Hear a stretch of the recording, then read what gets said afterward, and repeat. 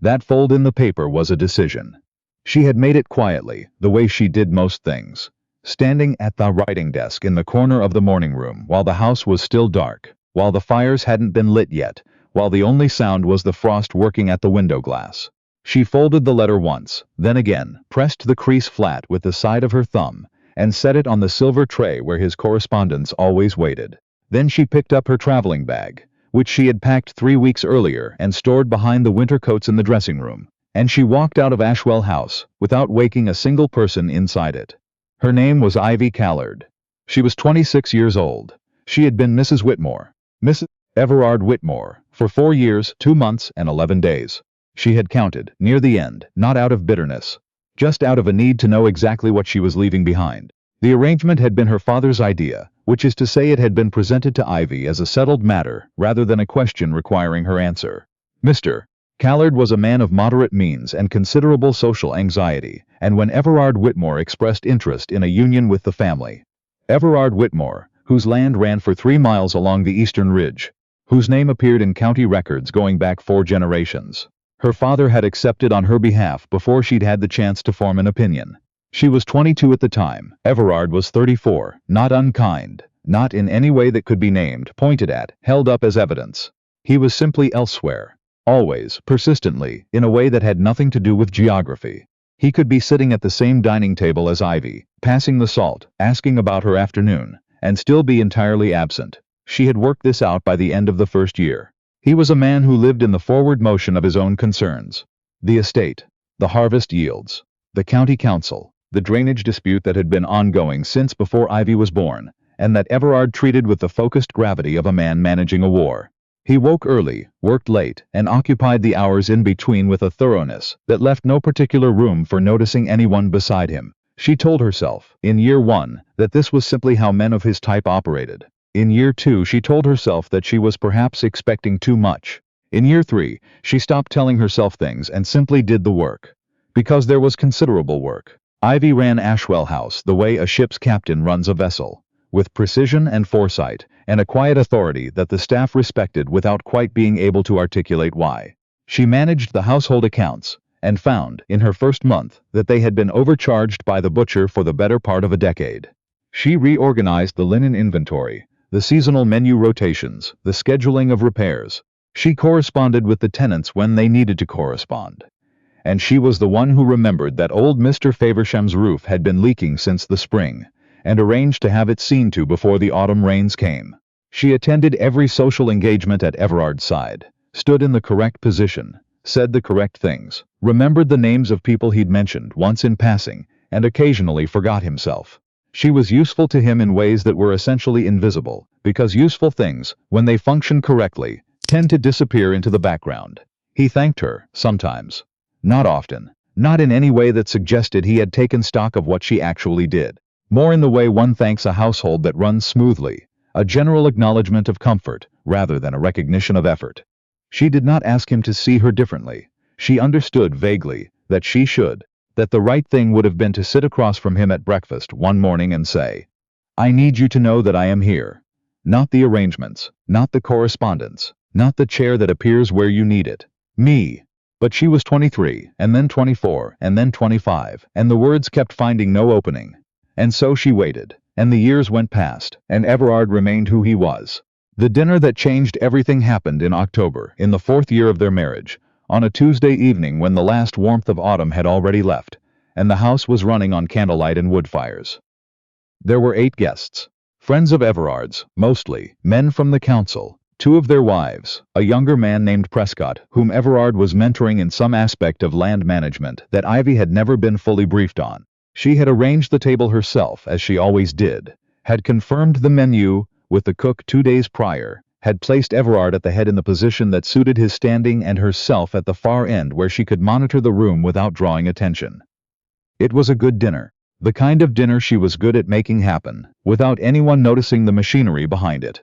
Toward the end of the main course, the conversation had moved, as it so often did in that house, to questions of regional land reform, and Everard was holding court with the ease of a man who had been holding court at that table his entire adult life. Ivy had heard this particular argument before. She could have given it herself probably, For all the times it had moved through the dining room while she sat at her end and made sure the wine was poured correctly. And then Prescott, the young man, turned to her. He had the slightly eager quality of someone who had recently learned that it was polite to include the women in the conversation. "Mrs. Whitmore," he said, "have you read Carrington's paper on drainage easements? Your husband mentioned you manage the tenant correspondence. I wonder what your view is." Ivy opened her mouth to answer, and Everard, from the head of the table, looked up from his plate and said, in the easy tone of a man correcting a minor error, "Louisa tends to leave the political questions to me." The table didn't stop. The conversation moved on. Prescott nodded and redirected toward Everard, and within 30 seconds the room was back to its usual rhythm. But Ivy sat very still. Louisa. Louisa was the name of Everard's first wife. She had died 6 years before Ivy entered the picture. A fever that came quickly and did not leave. Ivy had known about her in the abstract, the way one knows about a house's history. Present in the architecture, not discussed at dinner. There was a portrait of Louisa in the upstairs gallery that Ivy passed every morning on her way to the writing desk. She had brown hair and a composed expression and looked, Ivy had always thought, like a woman who had also learned to be useful in ways that went unnoticed. He had called her Louisa, not in a whisper. Not in a moment of private confusion. At the dinner table, in front of 8 people, in the middle of a conversation, while attributing to her a name and a set of behaviors that belonged to a woman who had been dead for 6 years. She did not flinch. She did not correct him. She picked up her water glass, set it down, and spent the remainder of dinner performing the exact same gracious competence she had been performing for 4 years. But something had changed. She couldn't have said exactly when the change happened. During the soup, during the dessert, walking up the stairs to her room that night while Everard remained below with his guests and their brandy. It was not a dramatic shift. It was more like a stone finding the bottom of still water, a settling that had been coming for a long time and had finally arrived. He did not know her name. That was not quite accurate. He knew her name. He would have used it the next morning without error. But in the unguarded moment, in the moment when he was not performing husband, but simply being himself, the name that came was not hers. It had never been hers. The woman he spoke of as his wife, the woman he occasionally thanked for the smooth running of his house, bore a resemblance to someone who had come before, and he had never, not once in 4 years, stopped to notice that Ivy Callard, the specific, particular person he had married, was an entirely different woman. She lay awake that night and felt, for the first time in the marriage, entirely clear. She did not leave impulsively. That was important to her afterward. The fact that she had not been reckless. She was Ivy Callard, and she had always been methodical. She had, as it turned out, been preparing without quite knowing it. She had her own money, not much, but hers, set aside from the household budget in careful increments over the course of 2 years, in the account her father had established in her name before the marriage that Everard had never had reason to examine. She had a friend in the city, a woman from her girlhood named Annette Marsh, who had married an architect, and lived in a warm, cluttered house full of books and conversation, who had written to Ivy twice a year and always closed her letters with, "If you ever need somewhere to be, there is always a room here." She had never replied to that line directly. She replied to it now, 2 weeks after the dinner, in a letter that was the most honest she had written in 4 years. Annette wrote back within the week. Ivy packed 1 bag. Not everything. She did not take the jewelry Everard had given her, or the cashmere shawl she'd received at Christmas, or any of the household objects she had chosen and arranged over 4 years. She took her own clothes, her books, the small watercolor of the Derbyshire hills that had hung in her childhood bedroom and that her mother had pressed into her hands the morning she left for Ashwell House. The letters from Annette. She wrote a letter to Everard. It was not angry. She had been surprised to find, sitting at the writing desk at 5 in the morning with the house quiet around her, that she wasn't angry. She was many other things, tired, clear, somewhat tender, in the way one is tender after a long effort finally concludes, but not angry. Anger would have required believing he had done this deliberately, and she had thought about it carefully enough to understand that the damage in their marriage had not been malice. It had been indifference, which was in some ways harder to argue with, and in other ways easier to leave. She told him this in the letter. She told him that she had managed his house and his accounts and his correspondence and his social engagements for 4 years and had found the work meaningful in itself. She told him that she hoped the next person who did it would receive more than a general sense of ambient gratitude. She told him that she was well, that she would remain well, and that she was going somewhere she had been invited. She signed it Ivy Callard. Not Mrs. Whitmore. Not Louisa. Her own name, the one she had come in with, the one that had apparently been waiting all this time for her to use it again. She placed the letter on the silver tray, picked up her bag, and walked out into the pre-dawn cold with the composure of a woman who had made her decision weeks ago and was only now enacting it. Everard found the letter at 7:30, when he came downstairs in his usual manner, punctual, unhurried, expecting breakfast and the morning papers, and the quiet background presence of a house that ran correctly. The house ran correctly. That was the first thing he noticed, or rather the thing he didn't notice. The fire had been lit, the table had been set, Patterson had laid out his correspondence in the correct order. Everything was as it should be. It was only when he reached for his tea and found the letter on the tray, in an envelope he didn't recognize because it was not official correspondence, but a letter in Ivy's hand, that he understood something was different. He read it standing up, which was not his habit. He read it twice. The word that stopped him was not left. It was not the account of the household work, which he found he could receive, with a sort of uncomfortable recognition, the way one receives a bill for something one had assumed was free. The word that stopped him was Louisa. She had written it plainly, without reproach. You called me by her name at dinner, in front of guests, without appearing to notice, and then, I understood then that you had not been seeing me, not for lack of affection, perhaps, but for lack of attention. He stood in the dining room with the letter in his hand, and something moved through him that he was not immediately able to name. He had called her Louisa, he thought back, which was not something he did easily, the past being a country he preferred to leave behind. He thought back to the dinner. Prescott's question. The easy correction he had offered. He could reconstruct the words, now that he was looking for them. Louisa tends to leave the political questions to me. He had said it. He could feel the shape of it in his own mouth, the way one feels a wrong note after it's already been played. She had not flinched. She had not corrected him. She had sat at the far end of the table and done what she always did. Managed the room, managed him, managed the evening, and then she had gone upstairs and begun the quiet work of leaving. He sent for his brother immediately after reading the letter. Then he stood at the dining room window and watched the frost on the south lawn, and tried to identify exactly when he had last had a real conversation with his wife. Not a functional exchange. Not a briefing on the state of the household. A conversation about something that mattered to one or both of them. Something that would have required him to know who she actually was. He couldn't find it. He had the unsettling sensation of a man discovering that a room he'd been walking through for years was considerably larger than he had realized. His brother Owen arrived in the late afternoon. Owen Whitmore was 5 years younger, lived in the North County, and had the useful quality of telling Everard what he actually thought rather than what Everard wanted to hear. He read the letter in silence. Then he set it on the desk and said, "When did you last ask her about herself?" Everard considered this. "She manages the..." "I didn't ask what she manages. I asked when you last asked about her." There was a long pause. "The house runs perfectly well," Everard said, and heard even as he said it how hollow that was. Owen looked at him with the expression of a man who has come to deliver a verdict he did not enjoy. "You've been living with someone for 4 years, he said, "and you called her by your first wife's name at a dinner party, and now you're telling me the house runs perfectly well." He paused. "Everard, what do you actually know about Ivy?" The question was not unkind. It was much worse than unkind. It was accurate. Everard tried to answer it. He knew she was competent. He knew she handled things. He knew she was from Derbyshire. Her father's estate, modest but respectable. He knew she had brown eyes and a particular way of going still when she was thinking. He knew she liked the window open at night, even in autumn. He knew she had once mentioned a friend in the city, a woman named Annette, and that she had laughed at something in one of the letters and not told him what. He knew, in other words, the outline. The useful shape of a person, not the person. Owen picked up the letter again. He read the last line.